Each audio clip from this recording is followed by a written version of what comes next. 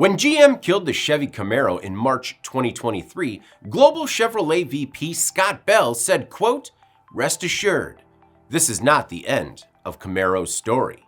Following hundreds of thousands sold, the sixth-generation Chevy Camaro was retired at the end of model year 2024 due to declining sales, government regulations, and a general shift to electric vehicles. But could the Camaro make a comeback?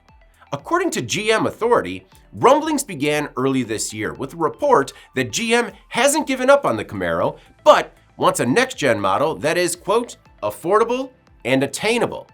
The final model started at about $32,495 and increased to about $50,000 depending on the trim.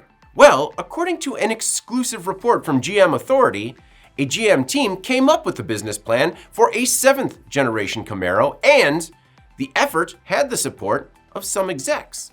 However, when it was recently presented, it was, quote, blown apart. The group simply didn't make a strong enough case for a new Camaro's market potential.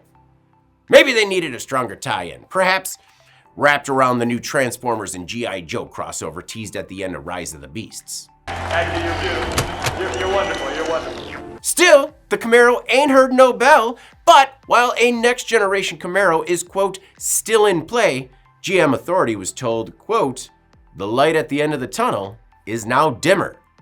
Camaros last came off the assembly line at GM's Lansing Grand River Assembly Plant in Michigan in January 2024. That plant now makes the Cadillac CT4 and CT5.